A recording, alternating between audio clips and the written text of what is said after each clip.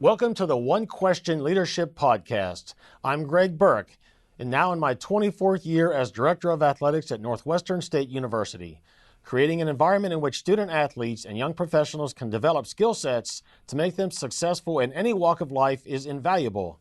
Mentors can provide an extra measure of confidence by helping them grow, by seeking their input, and by listening to their ideas. This and much more can be found in Will Baggett and Ty Brown's book, The Blueprint for a Successful Career, a foundation for developing young professionals. Find it on Amazon. Greetings, this is Ty Brown, and welcome to the One Question Leadership Podcast, where we highlight executive and organizational leadership. Be sure to follow us on social media at 1Q Leadership. Our guest today is Cathy Rossi. Cathy is the Deputy Director of Athletics at University of Wisconsin Milwaukee. Greetings, Cathy. Thanks for joining us. Thank you, Ty. I'm happy to be here. Now, Cathy, you've been in college athletics for 16 years now, and your background, you've done budget and finance in Minnesota, assistant AD for business operations at Richmond, and a number of other business and financial management type roles in college athletics. So you have a wealth of experience. I wonder, the role of Deputy Director of Athletics, can you tell us a little bit about what that role consists of, in addition to the budgeting and the financial management that you do there at Wisconsin Milwaukee? Sure. So my background is in business and finance. So I manage the budget here at Milwaukee. I've been doing that. Obviously, I've been here for about 4 years now. So budget management. I also have some sport oversight, which is pretty common. I oversee volleyball, women's tennis, and men's and women's track and cross country. And then we do some secondary sport supervision roles here. So I work with the basketball program. They primarily report to our athletic director, but I also work very closely with that program.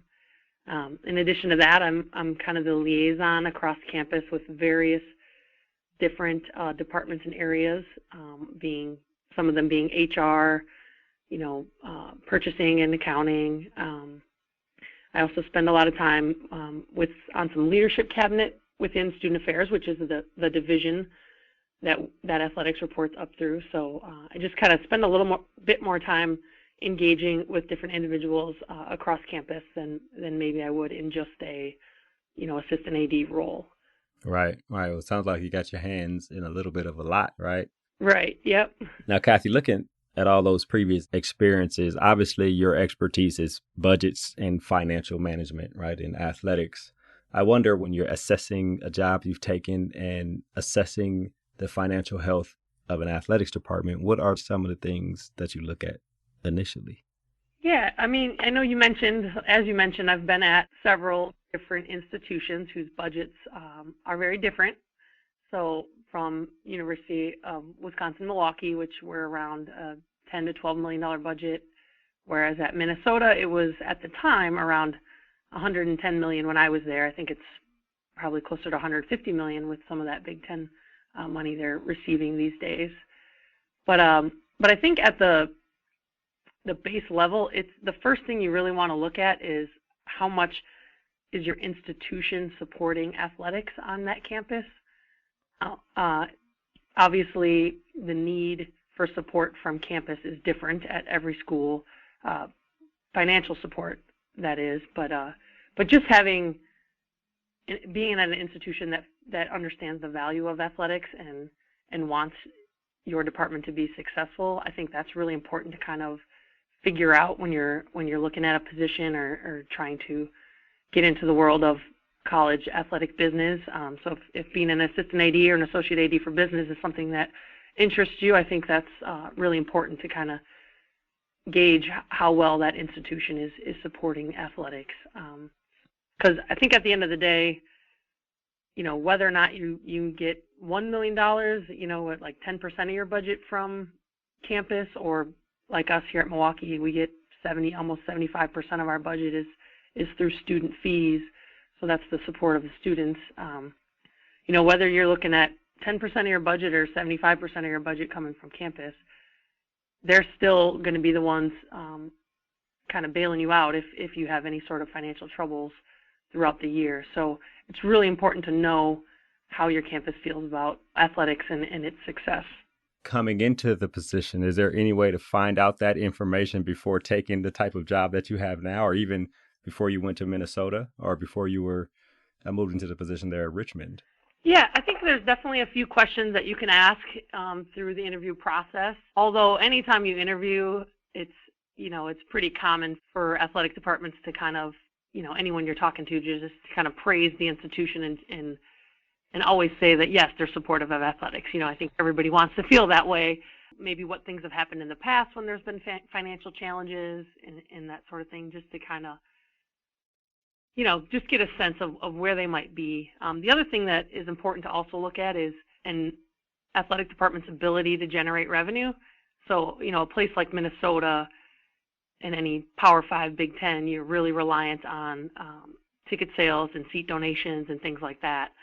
Whereas at Milwaukee, we're not bringing in significant amounts of money from someone's seat license or seat donation. So getting a sense of what your department's abilities are to raise money, whether that be through corporate sponsorships or other relationships built with donors, as in major gifts and that sort of thing. So I think it's important to kind of have the ability to see where those kind of generated revenues could come in and where they have the potential to grow to. Right. That seems like a very important part of the job, especially, I guess, if you're interviewing, they're probably not going to open the books up to you, but as much information as you can find out will help you know if this is the job for you, right? In terms of how much problem solving you'll have to do and how much can you grow, those kind of things. Right. Absolutely. Okay. Excellent.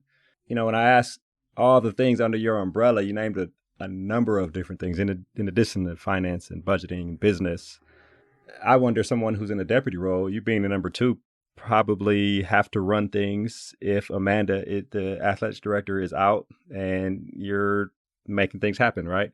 Talk to me about how you balance all the responsibilities that go along with being number two and doing all the responsibilities you have at a high level. Sure.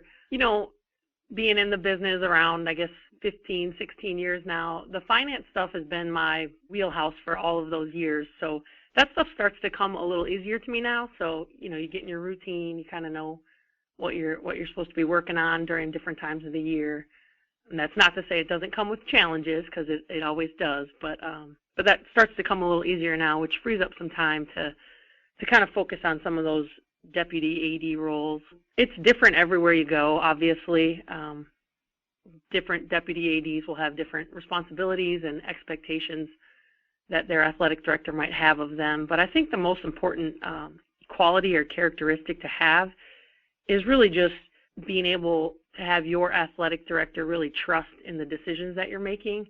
So it's really important that your AD feels that they can believe in you and trust that you're going to make decisions that are consistent with a decision that they would likely have made. And I think that takes a little bit of time, but it's really important to build that relationship with your athletic director. And I think I mentioned a little bit earlier as well, just being more present on campus and in the community. I do a lot more of that now than I have in other roles at other institutions. So just getting to know different community members and kind of spreading the message and the brand of Milwaukee athletics throughout the Milwaukee community and the campus community as well. Right. It's important. Now, you came on about 3 years ago, I guess, 2016, there at Wisconsin Milwaukee. And I imagine that Amanda had you as someone she wanted to bring on after being there for a few years. And then you come into the deputy role. So I don't know if you guys had a previous relationships, but you still had to build the trust that you can do the job of the number two. Talk to me about how you were able to do that. I mean, obviously you mentioned being visible, doing the job you were primarily hired to do at a high level, but talk to me about the trust building process over the first year and a half to 2 years there at Milwaukee.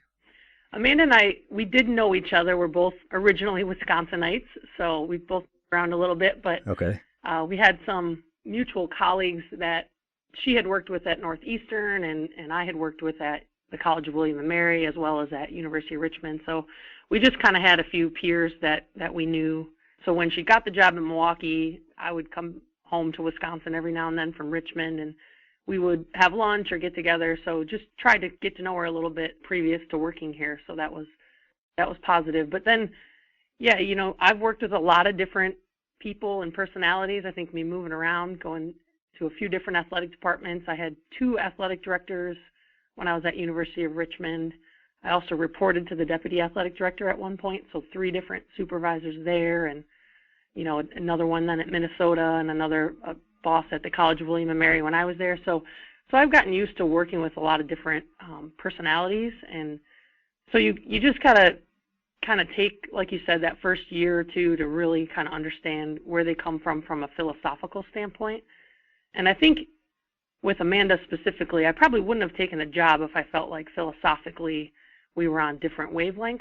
So it was good to kind of get a sense of that prior to taking the job, and then just learning in that first year or two kind of the decisions that she typically makes, and trying to be consistent there. And it's not as though I go around making just decisions across the board within our department without consulting her.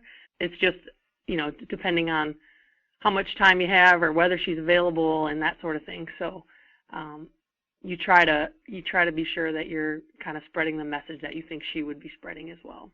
Right. So you had to learn that as well as she had to learn you, and it ended up being a good relationship to absolutely do things like where you do now. Looking at your bio, it looks as if you started off in ticket sales, and a number of us in athletics were told when we were young and first starting out that ticket sales is a great place to start in sports. Can you give us some insight on how starting in that area has helped prepare your career to where you are now? Sure. It's interesting. I was told that same thing when I took internship. Right. I got my master's degree at Old Dominion University in Norfolk, Virginia, and I got to know the assistant AD for business there at the time, who was Mark Brown. He's currently the athletic director at Pace University, just outside of New York City, and he gave me that same advice. I'd moved to Virginia not really knowing anybody, and then this internship at Boston College opened up, and I thought, well, I don't know anybody in Boston. Why would I go up there and work in tickets when business, the business office is really where I want to be? And he said the exact same thing you said, that it was a great place to start.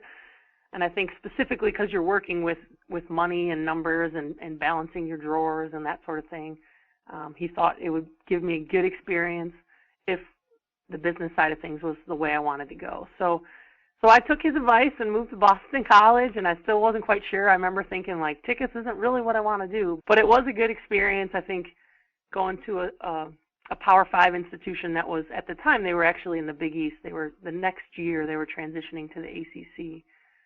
So that was a kind of a fun experience to be around as well, just from a brand and messaging standpoint, the way they handled that.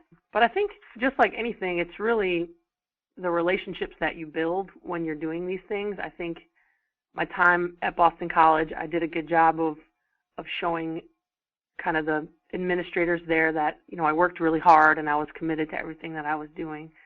And, you get kind of lucky. Gene DiFilippo was the athletic director at Boston College at the time, and he was great with all of the interns that they brought through there. He told us flat out he was willing to be a reference for us, and he was really great about kind of getting to know you a little bit in and around the office. He would stop in, I think almost every day he would come in and say hello in the ticket office, just generally to our team.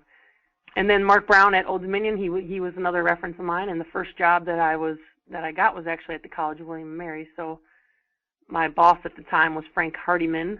He was the hiring manager. Frank left William and Mary. He was at Georgia Tech for a while as their CFO.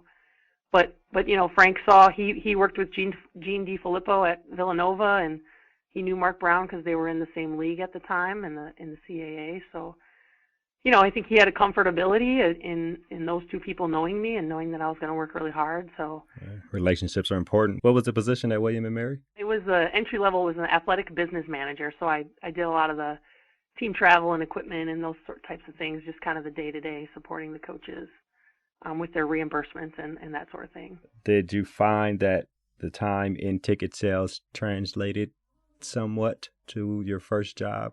Were there skills that you brought with you? I would say a little bit of the skills, but the major skills that I had that helped me be successful were just my organizational skills, my ability to communicate with the coaches, and just having, general kind of a business mindset. And I think when you kind of have that ticket office experience, that you've been able to, kind of manage money on a very cursory level. So it does kind of translate there. But really it's about, like you said, getting to know the right people, and then showing everywhere you go, showing people that that you have the skills to be successful in whatever they throw at you. Right. So it sounds like sales was just showing that you can exist in a business environment, and then your natural inclination towards organization, towards understanding a business, towards attention to detail and communication and getting to know people helped you progress to where you are now. It sounds like you're doing great things, and your career is something to look at for those out there who thinking about starting in tickets or who actually want to work in business on the way to possibly being an athletics director. I really appreciate you joining us here on the One Question Leadership podcast. Absolutely. I appreciate you having me, Ty. That was Cathy Rossi. She is the Deputy Director of Athletics at University of Wisconsin Milwaukee. And of course, this is Ty Brown with One Question. And keep in mind, the role of a leader is to create and maintain an environment that people want to be a part of. And as always, be better tomorrow than you are today.